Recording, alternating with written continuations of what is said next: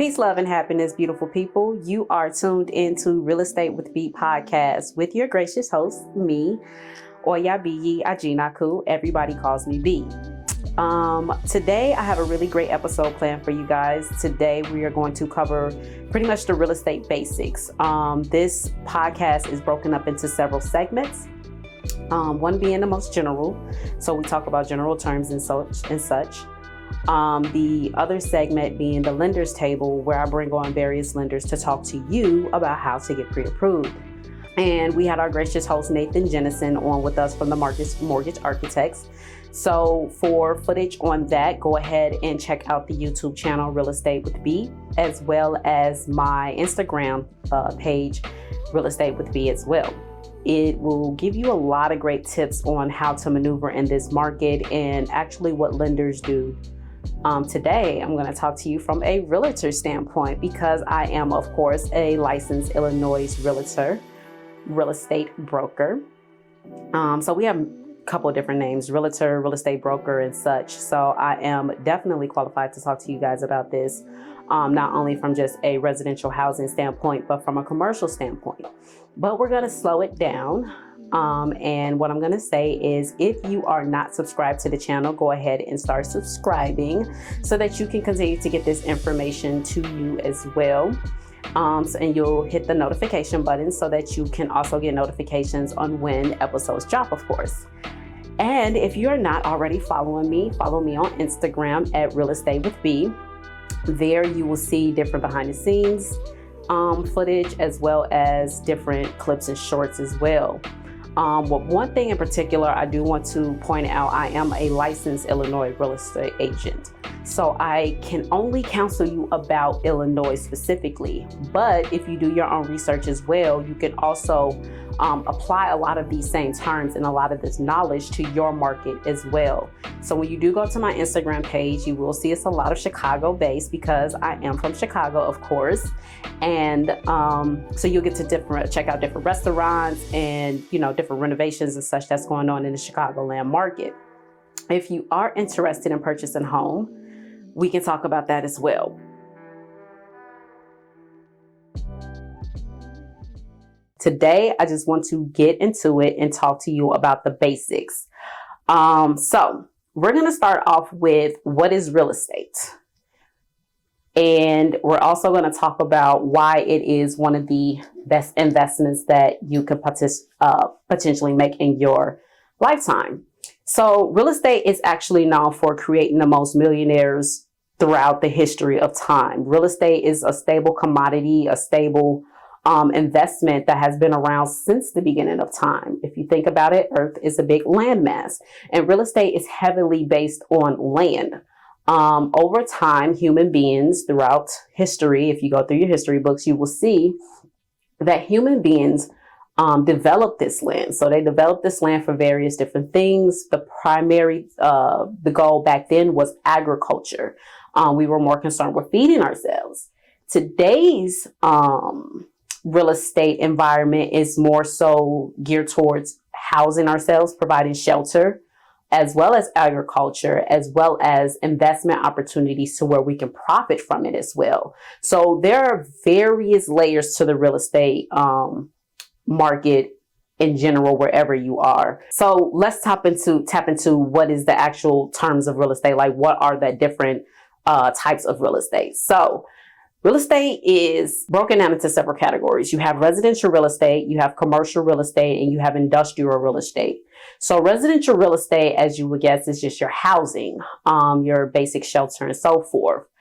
So this can be in the form of condos, apartment buildings. This can also be in the form of the new things that they're doing now is getting shipping containers and dropping them on land, as well as building out mobile homes and such. Now, mobile homes get a little tricky because it does involve land, but we can talk about that on a different episode later on down the line. So we have residential, then we have commercial. Commercial is anything that is 5 units and up.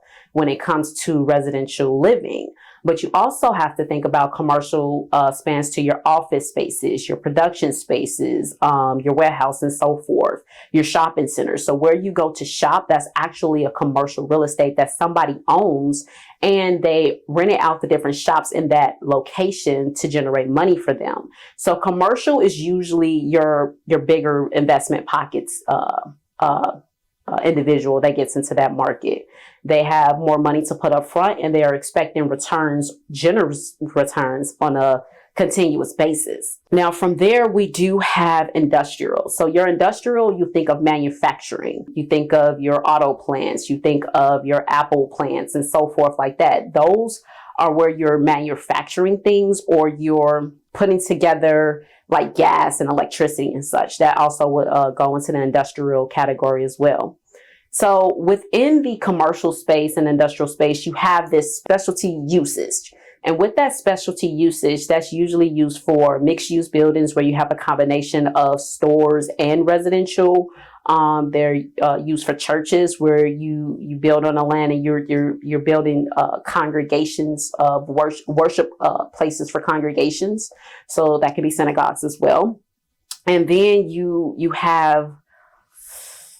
just doing something different with it. That's a specialty type of real estate. It's not too common in terms of the way the land is divided up in the world.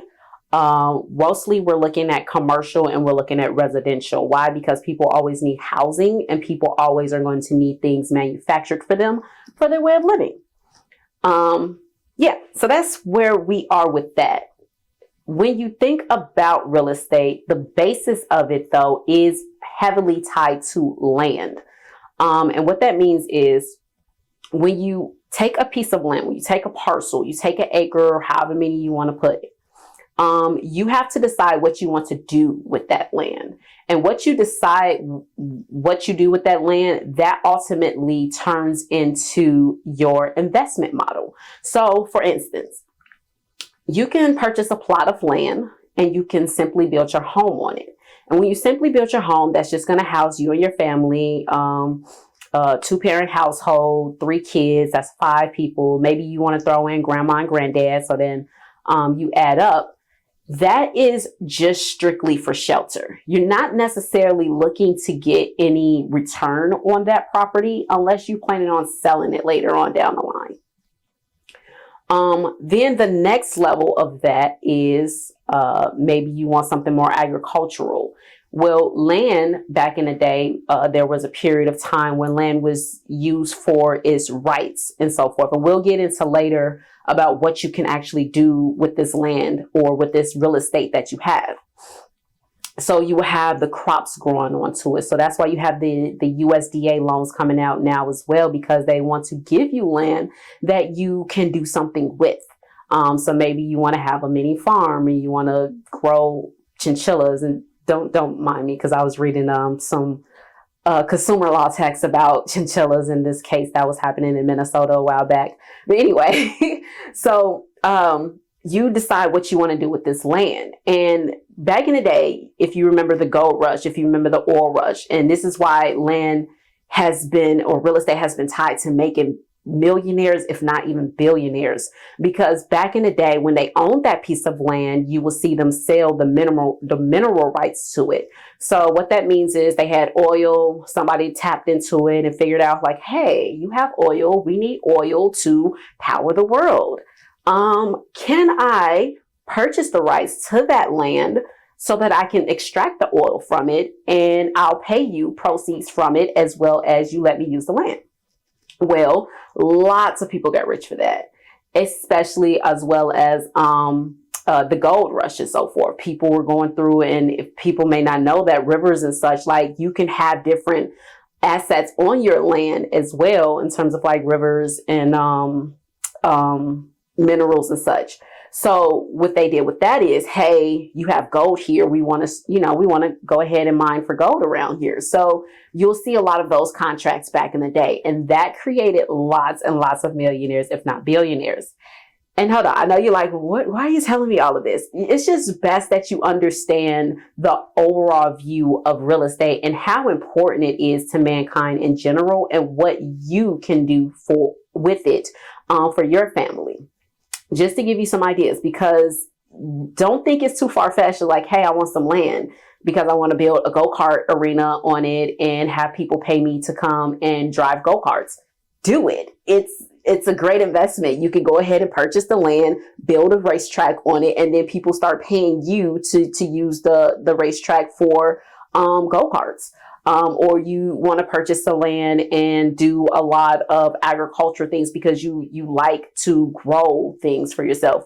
Do it. You can purchase the land, build blueberry farms, build blackberry farms, and harvest your produce and sell it.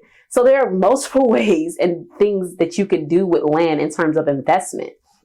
And we'll get into that as well some more later on down the line.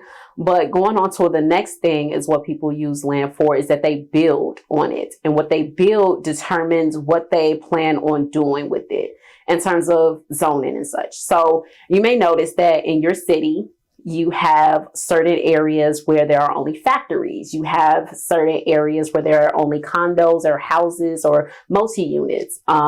You have a place in your city where they grow most of the food there. That is actually zoned off by the government, which is not a bad thing because you don't want to necessarily live next to a factory plant and breathe in all those toxins. We have countless histories on that. But pretty much the city divides up and lets you allocates what is needed based on that population, so to say. So for example, not even for example, we can even go on like a broader scale on how the US is, how they generate land and sell it and so forth like that. So if you think about the grand scheme of things, because I know everybody was waiting for the 2% to come back and such like that. Like, we've had an anomaly when it comes to purchasing and selling land over the last less than 5 years. So from 2019 to 2021, there was a huge bustle going on with purchasing, not only just land, but houses in general. When you think about the totality of it and why the Fed had dropped those interest rates and so forth, they were pushing people, giving people money to go out and purchase, whether that be land that they can develop or more importantly, like housing, because we're going through a housing shortage. And they wanted to keep the money circulating. The reason why they wanted to keep the money circulating is because at any given time, according to the National Builders Association, at any given time, real estate is responsible for 15 to 18% of the GDP. And what that means is how we're looking and tracking our spending and purchasing habits and how we're generating income as a country in general. That's the best way to put what GDP talks about. So at any given time, it's 15 to 18%. So it was really imperative that people didn't get scared and shut down and continue to build and continue to purchase property, because it drives the economy. And in that percentage, which we saw a lot of with the flipping and the cash flowing properties, that's 3 to 5% of that 15 to 18%, but 3 to 5% of that was investments. So what that means is a lot of people were remodeling, a lot of people were developing, a lot of people were actually, exchanging fees when it comes to purchasing and selling for your realtors, lawyers, and so forth. So it was a really big push to make sure the economy kept going during that time.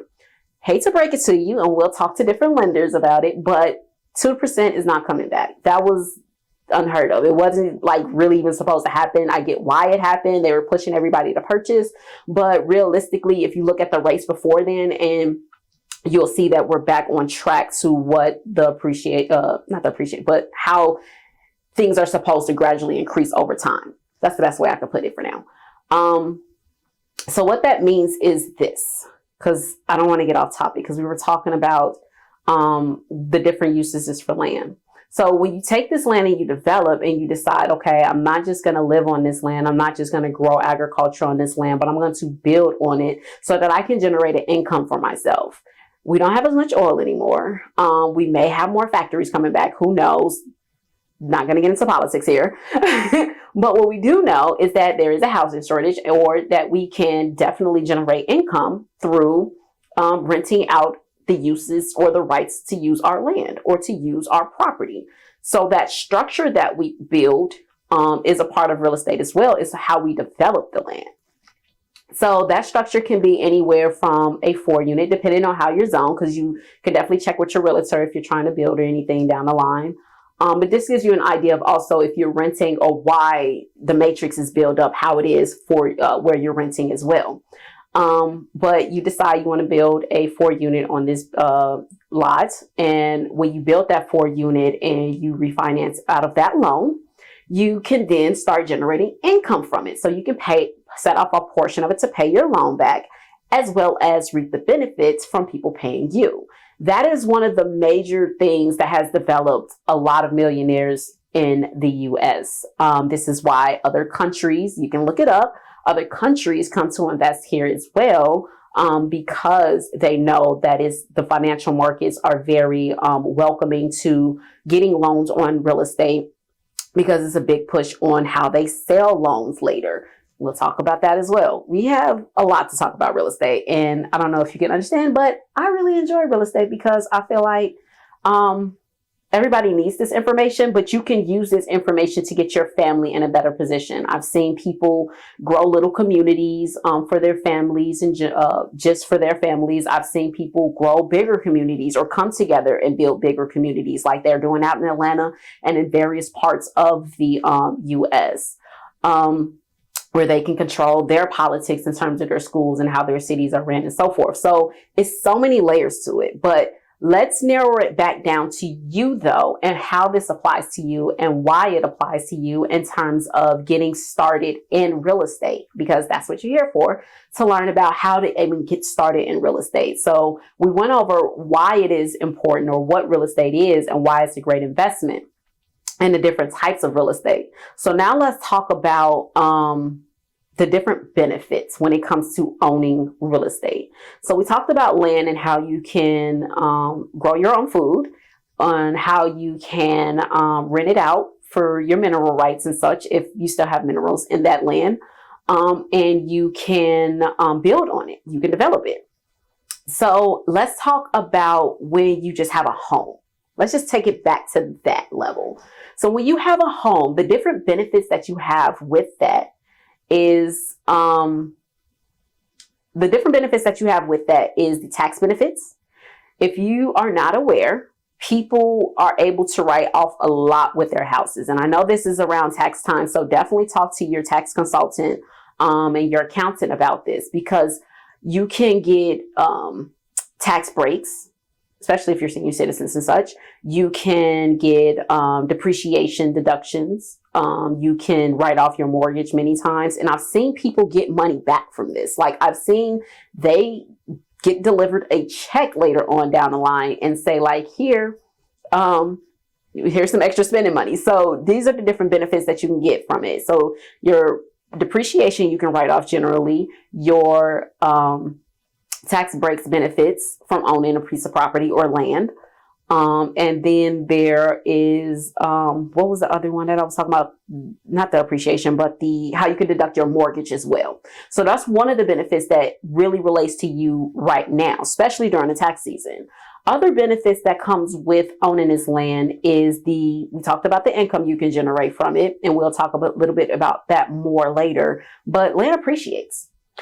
Land also depreciates as well, but land goes off the basic principle of scarcity.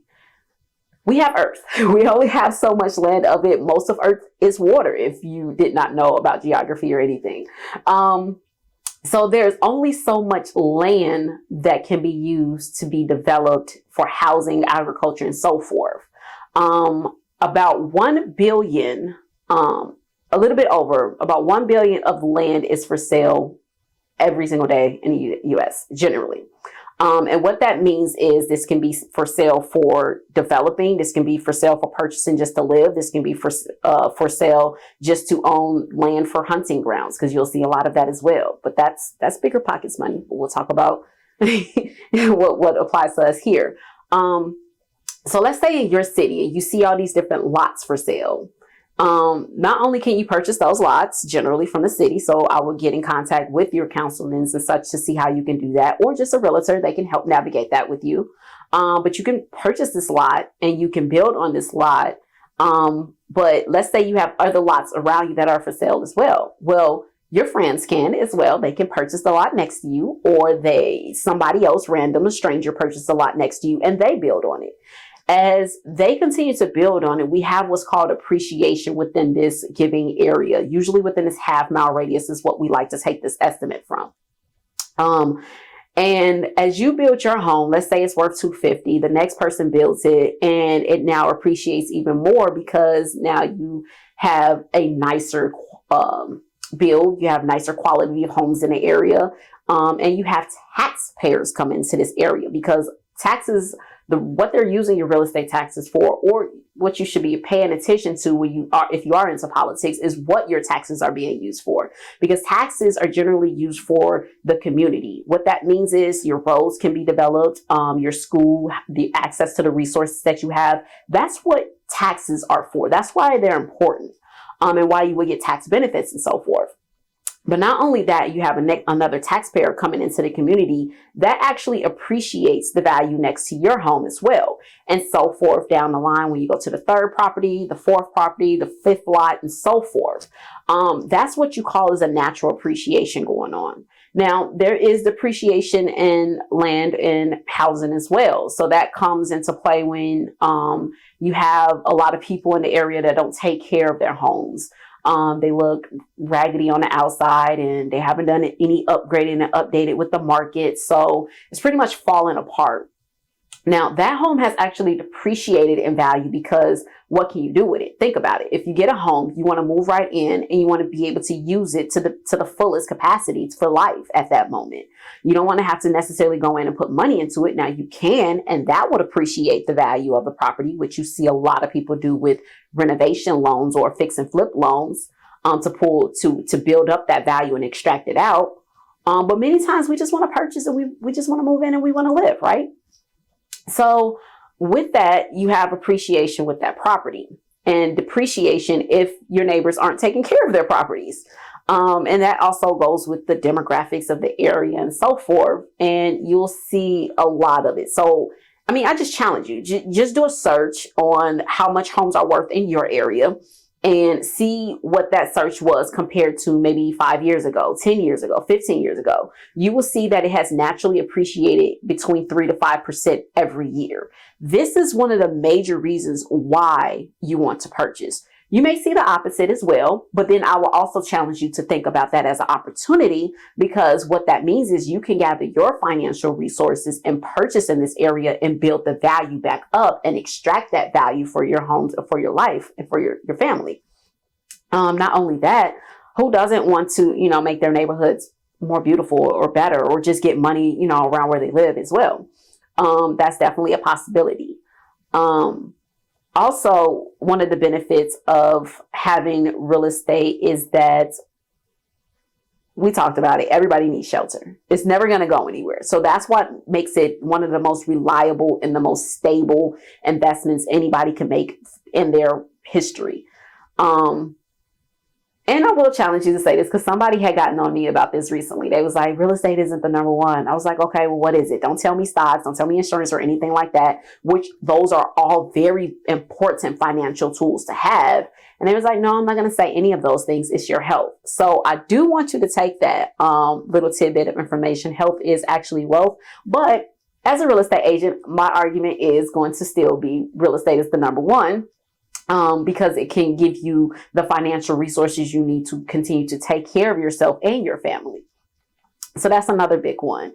And one of my favorites, and why I actually got into real estate and why I started studying it so diligently as I have, and what I want to spread and help people to understand, is the production of the income aspect of real estate. This is my favorite topic in real estate, because who doesn't like to get money? I mean, let's be honest. So one of the things I want to challenge you to think about is renting versus owning. And the reason why I want you to think about that is a lot of people, they get scared of, I don't want to own real estate because I have to take care of it and such like that. Yeah, there's a price with everything. There's a price with you renting. There's a price with you owning. A part of owning and part of ownership is taking care of the things that you have that are in your possession. A part of renting is maybe you don't take care of it as much and you put that bill to somebody else, but also you don't have any control or any rights or any savings when it comes to that. You're just constantly dishing out money. For example, the national rental average right now, and this is just the median average. Could be different from where you are. Like I said, every market is different. So it's definitely going to be higher in California or New York or New Jersey and so forth like that. But the average median is what we're talking about is about $1,700 a person spends a month on housing. Now that can be a single person and that can be a 2-parent household. I would like to say about $2,500, a bit about that range if it's a 2 income household. But $1,700, let's think about it. You're paying $1,700 a month, right? We're going to talk about renting. You're paying $1,700 a month. You're not responsible for any taxes or anything like that. Your landlord dictates who can come in, who parks where. If you even have a parking space, you may have to walk down the street, which I know some neighborhoods are like that in Chicago.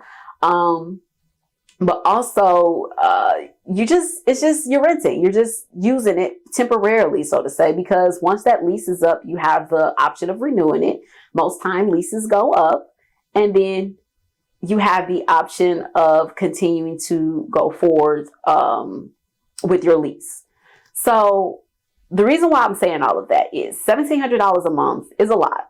It's a lot. Let's just be honest. It's a lot.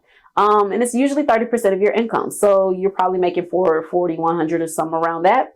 But you're paying 30% of that $1,700 to a landlord who is using that and taking all of your money as well as the other residents' money within this building. And they're putting it together. They're paying off their mortgage if they have one. Sometimes they own it outright, so they get to keep most of the proceeds outside of taxes and such. And they're padding their pockets.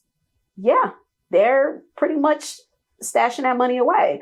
While you just gave up $20,400, if you times that by 12, where does that money go? It just went into your housing. You already consumed it already by living there. 30 days a month, 31 days, for those months, and 365 days out the year, right? So you just lost $20,000. That's how renting works. Now let's come to the flip side of that when you own it. When you get your financial life together, when you start understanding how money works and how you can get it to work for you. Let's say you take that $1,700. You don't want to pay anything more because you don't necessarily have to when you get a mortgage. That's another thing that people don't realize. They think, oh, I'm going to get this mortgage. I'm going to be paying more. No, that's not how we shop. We shop for equal or less just so we can pocket more. That's how we do it, right? And we, spend the difference, save the difference, invest the difference. Well, let's say you take that $1,700, you're still spending 30% on your housing, but this time that 30% goes into a mortgage. Think about that. Not all of that is used for just the interest alone. Some of that is used for upfront for the principal. Okay. That principal is, going back into that bucket. Let's just say we have the 2 buckets. We have the bucket with the principal. We have the bucket with the interest, right? So at first, when you get your mortgage, yes, most of your money is going towards the interest payments. Then eventually that becomes lopsided and goes towards your principal payments. But let's not even that's 15 years down the line. That's 20 years down the line, because there are different things and different maneuvers that you can do with this piece of property that you have that is now an asset, depending on how you utilize it. And you can borrow against it. But let me tell you why you can borrow against it. Because that same $20,000 that you were spending just to rent, now you're owning. And that $20,000 goes back into the property, right? Well, think of that as your savings. Because later on down the line, you'll find, hey, I have this much money that I can actually extract from the property in a certain type of loan, because I can use my property as an asset. And then I can go invest this. A lot of times you see people use that for sending their children to college. They may use it for a health bill expense. They may use it to renovate their homes to keep the appreciation going up. Or they just may use it to invest with. I've seen people use it to invest in stocks, which I really wouldn't necessarily suggest. Not going to talk to you about what to do with your money, but just give you ideas on how to utilize your money so that it works for you. So you have that $20,000 that's going back in that you can use for whatever. You can invest with it later. Now, let's say you come down to the line and you're like, hey, I don't want to live here anymore. So let's sell. Let's upgrade our home, or let's downgrade because, our kids have grown up and gone to college and whatnot. We don't have any more kids on the way. So let's just downgrade everybody, or let's upgrade because our kids are at this age where we want to send them to different schools and so forth and take advantage of those different perks and different, aspects of different markets. Or we want to go get a vacation home, to be honest, so we can travel there leisurely. And enjoy our summers or winters, however you want to look at it. When you're doing that, you're putting that 20,000 into that and you're utilizing it. That's when your property becomes an investment. And then when you go to sell that property, many times you'll find that your balance for your mortgage is lower than what the property is worth. And what happens with that is generally you can take the difference because you already paid into the property. So now you're taking advantage of that 3 to 5% appreciation that has been going up in your market consistently. Like, do your research, because some markets are slower and some markets are more aggressive in appreciation than others. But you take that, you have that appreciation. So you generally get to pocket that, or you can take a loan out against it. And then you can use it for other things like start a business to generate more income. Or you can just sell the home and go purchase another one and do it all over again. Or you can take that same home, make sure that is habitable, which you did because you were taking care of it, because that's what we do with things that we own. We take care of them. And you can start putting somebody else in there and they pay you rent. And you use that money to go purchase another property. Now you see a lot of that with multi-unit investing. So when you go grab a 2-unit, which is very popular in Chicago land area, you go grab a 2 or 3 unit and you live in 1 unit rent free for the most part, because your other 2 tenants or your other tenant is paying your mortgage, and then you're taking the difference, which is the profits, the nets. And you decide, hey, I don't want to live here anymore. I want to just go get another property. This is how a lot of people start their portfolios. Then they go get another property. And then they do the same thing there, where they're collecting rent money and they're become the landlord, and they're using their property as an investment. And then they build up this money so they can do other things with it, whether they want to start a business, they want to travel, they want to, take care of their families. Like, the endless possibilities are endless. It's up to you to determine what you want to do with your life. And I just want to educate you on how real estate can be a part of that. So we unpacked a lot of things. We talked about the different types of real estate. We talked about why real estate is important throughout history. We talked about what makes it a great investment. So we talked about how you can use it for agriculture, build housing, develop all of those different things. But now you may be wondering, where do I fit into this matrix? Where do I fit in with all of this information, and how do I get to the next level? And, you maybe just purchase for my family simply, or maybe I can use it for investments like you're talking about, B. So we're going to talk about that every Tuesday for the most part, and get you in a better position to make those decisions for you and your family. That is actually, that's going to conclude our conversation today when it comes to real estate. If you do have any questions, you know what to do. You can always reach out to me. You can not email me. Don't email me. But you can definitely reach out to me in the DMs. I will definitely respond. You can leave a comment. I will respond there as well, if you have any questions. But what I do want to encourage you to do, because this is what I've done for myself and for my family, I want to encourage you to actually research, to actually read, to actually learn this information, to understand it, because that is when you really will get the keys to unlock whatever you're trying to do with your life. I can only take you so far. I can give you some information, just, nuggets for you to start, but you have to really be serious about your journey. And that comes from the financial aspect, that comes from the law aspect, that comes from the just wellness aspect, the overall, wellness and how you think and how you take care of yourself. Because none of this matters if you don't have the proper mindset to take this knowledge, the proper understanding to take this knowledge and utilize it for the greater good. The reason why I say that is because you may find that you're not here for investing. Well, guess what? You can still use real estate for something else. You can use real estate to rent it out for people to farm on. You can use real estate to rent it out to developers. You sell it to developers. Like, there are different things that you can do with real estate that can be long-term investments and short-term investments. And you see a lot of people weave in and out of both long-term and short-term when it comes to rehabbing, so fixing and flipping, and when it comes to holding on to that lot of land because they know the city is going to want to develop on it later. So there are various things that you can do. I've seen people take mobile housing to a whole nother level, purchasing, these package boxes and putting that on a lot of land and saying, here, I'm renting this out and I'm getting money from it. There's so many different things that you can do with real estate, but you're not really going to understand it if you don't have an understanding of your finances, your spending habits, and how your relationship with money, let's say that, and how to apply this to get the results that you want.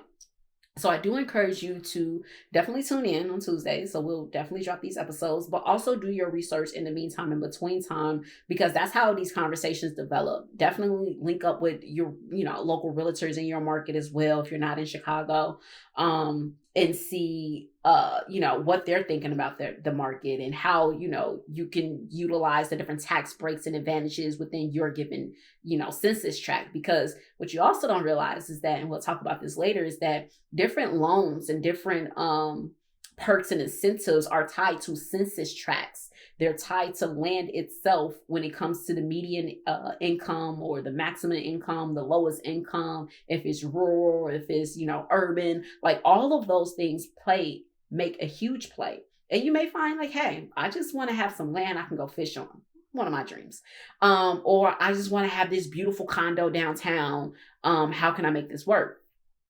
The possibilities are endless. It's your life. Live it. I'm just here to give you the information, but it won't make sense unless you really sit down and try to understand it for yourself and how you fit in and how you can prepare yourself. So I do encourage you to check out the lenders table as well when we talk to different lenders. We're going to eventually bring on different credit specialists, home inspectors, or appraisers and so forth. So you can get the whole totality and understand the real estate game in general, because it's life. It's Monopoly live, and it's a game live. It's a matter of how you use those jewels for you. So I'm going to end it there. But please do, before you head out, hit the like button, hit the subscribe button, hit the follow button, the notifications button, all of these bells and whistles that everybody tells you to do. But do it because you want this information. That's why I'm saying that. Do this so you can share this information. Definitely share it, because what you'll also find as we talk and develop this conversation is that the power is in the numbers. Whether you come together with your family, or whether you come together with your significant other, or whether you just do it solo and you just gather as much as your financial resources. It's what you do with it, right? That's what we were discussing. So definitely hit the like, subscribe, and share button on various platforms. Like I said, this is Real Estate with B. This is our first episode. Don't mind me, I had to do a little shimmy. But it is our first episode. And what was I gonna say? Oh, follow me on Real Estate with B, at Real Estate with B, and you'll find more episodes there. But let me see. Is there anything else I want to talk about when it comes to that? Nah, I think that's pretty much the gist of it. I will catch you guys on the next video, and thank you so much for tuning in. I do appreciate your time, and I pray and I hope and I know that you have gotten some value in this conversation today, and we'll keep it going. Peace.